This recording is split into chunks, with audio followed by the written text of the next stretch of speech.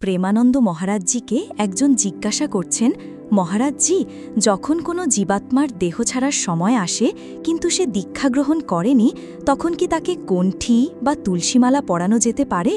তখন প্রেমানন্দ মহারাজ বলছেন, কণ্ঠী তো পরিয়ে দেওয়াই উচিত, কারণ যদি দেহ ছাড়ার সময় তুলসীজির স্পর্শ থাকে এবং মুখে রজ মানে বৃন্দাবনের ধুলি লাগিয়ে দেওয়া হয়, মস্তকে তিলক লাগিয়ে দেওয়া হয়, ভগবানের চরণামৃত পান করানো হয় এবং ভগবানের নাম শুনিয়ে দেওয়া হয়, তাহলে এইটুকু করলেই সেই জীবের কল্যাণ নিশ্চিত হয়ে যাবে। যার দেহ ছাড়তে চলেছে তার জন্য এটা ভাবার দরকার নেই যে সে দীক্ষে নিয়েছে কিনা।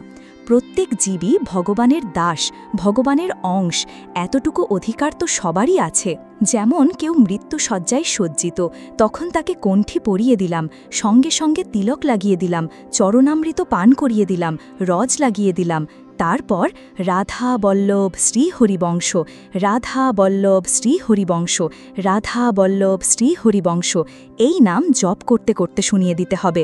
সে যদি নিজে বলতে না পারে, তবুও যদি সে শুনতে পায়, অথবা আর যদি শুনতেও না পারে, তবুও যদি চারিদিকে এই নামের পরিবেশ থাকে, তাহলে যমদূত আসবে না, তাকে স্বয়ং ঈশ্বর তার কাছে নিয়ে যাবেন এবং তার কল্যাণ নিশ্চিত হয়ে যাবে।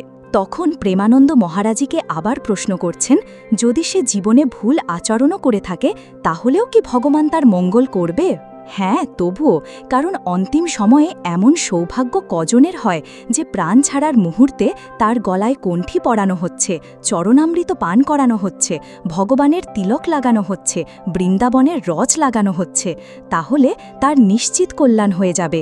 এটি তো কৃপাপাত্র, এমন সুযোগ কি সবাই পায়? এরপর প্রেমানন্দ মহারাজীকে আবার প্রশ্ন করছেন, কোনো ব্যক্তি যদি দীক্ষা নিয়ে থাকে, তার দেহত্যাগের পরে তার মালা, তার ঝুলি এবং আসন ইত্যাদির কি করব? তখন প্রেমানন্দ মহারাজজি বলছেন, যদি কোনো ব্যক্তি দীক্ষা গ্রহণ করে থাকে, তাহলে তার দেহত্যাগের পরে তার মালা, ঝুলি, মূর্তি ইত্যাদি গঙ্গা বা অন্য কোনো পবিত্র নদীতে প্রবাহিত করে দিতে হবে। আর যদি কেউ নিরাপত্তার জন্য রাখতে চায়, তাহলে রাখতে পারে, তার ইচ্ছা। তো বন্ধুরা, আজকের মতন এটুকুই।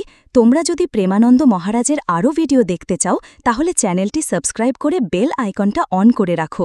রাধে রাধে।